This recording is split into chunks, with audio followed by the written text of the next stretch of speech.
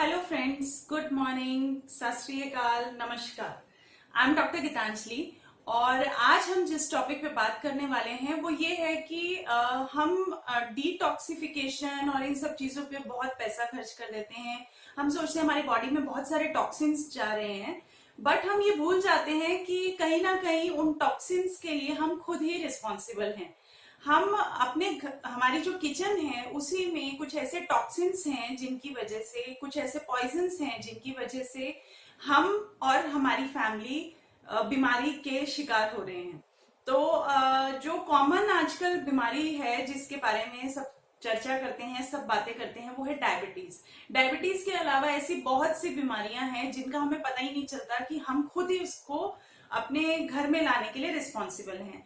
तो हम कुछ ऐसे फैक्ट्स के बारे में बात करेंगे जिससे हमें ये पता चलता है कि ये बीमारियां पैदा हमारी किचन से ही होती हैं।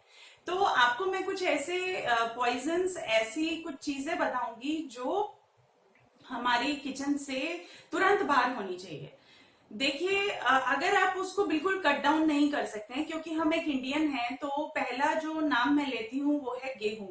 हम इंडियन हैं तो आप लोग सोचेंगे कि गेहूं गेहूं हम कैसे बाहर कर सकते हैं। आज के टाइम में हमारे बच्चे अगर रोटी प्रॉपरली खा रहे हैं तो गेहूं की रोटी ही है जिसको आजकल की मदर्स एक सुपर फूड मान रही हैं कि हाँ ठीक है, चलो और कुछ नहीं तो बच्चों को रोटी तो प्रॉपरली अंदर जा रही है। बट यस, गेहूं, जो व्हाइट गेहूं हम यूज कर रहे हैं, जो व्हाइट आटा हम यूज कर रहे हैं, दैट इज ट्रूली पॉइजनस। जो पैक्ड आटा आता है, पहले टाइम की बात और थी, पहले लोग प्रॉपरली गेहूं लेते थे, गेहूं की अच्छी वेराइटी चुनते थे, उसको फिर पिसवाते थे अपनी आंखों के सामने।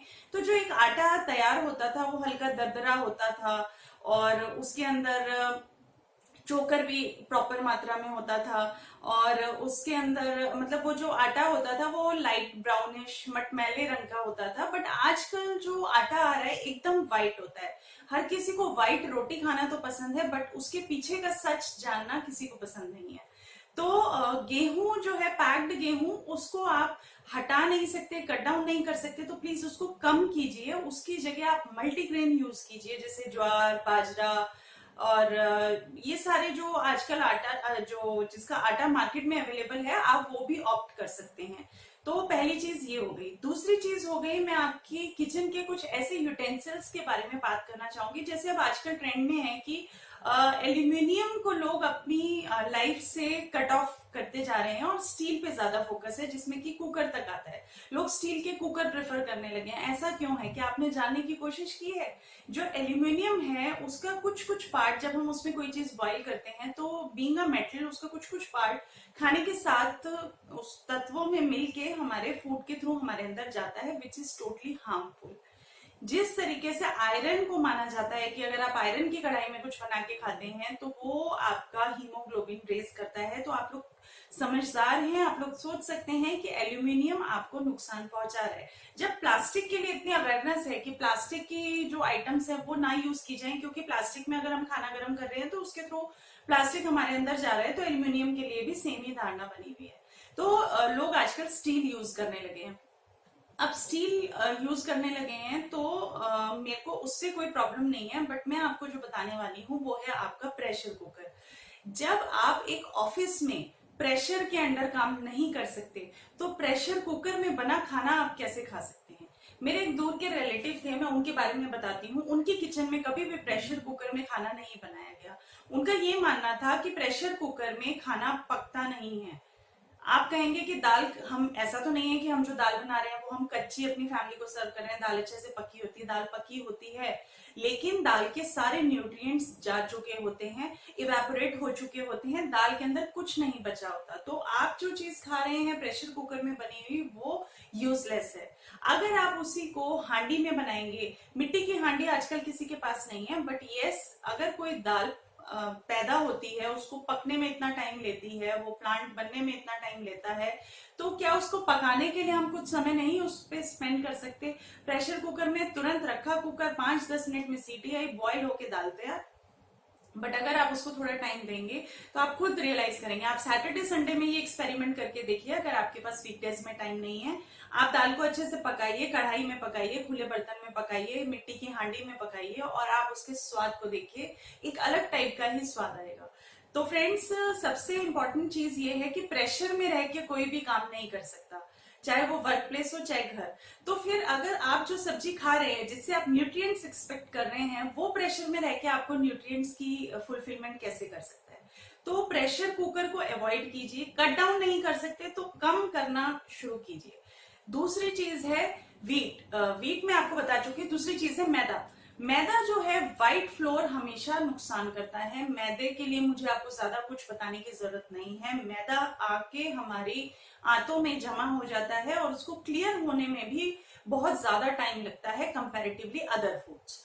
तो आपको उस चीज का भी खास ख्याल रखना है कि आप मैदा को अपनी किचन से, अपनी डाइट से बाहर करें। दूसरी जो चीज मैं आपको बताने वाली हूँ वो है फ्रिज।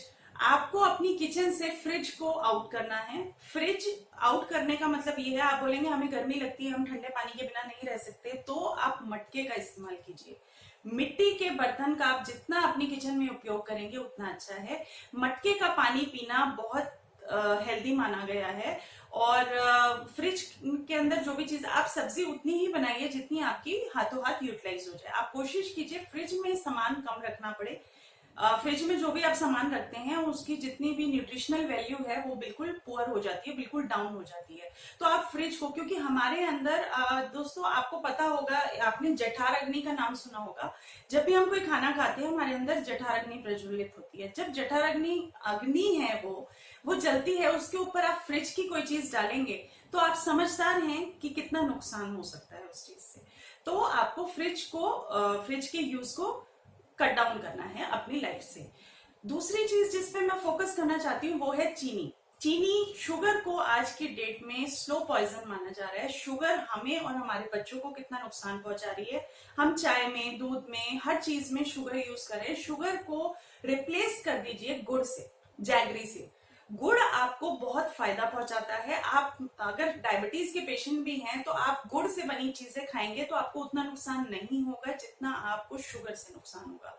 और अगर आप डायबिटीज के पेशेंट नहीं है तब भी आप शुगर को अपनी डाइट से रिमूव कर दीजिए। तो ये कुछ छोटी छोटी चीजें हैं, छोटे छोटे चेंजेस हैं, आप अपनी लाइफ में कीजिए और हेल्दी रहिए और फिट रहिए।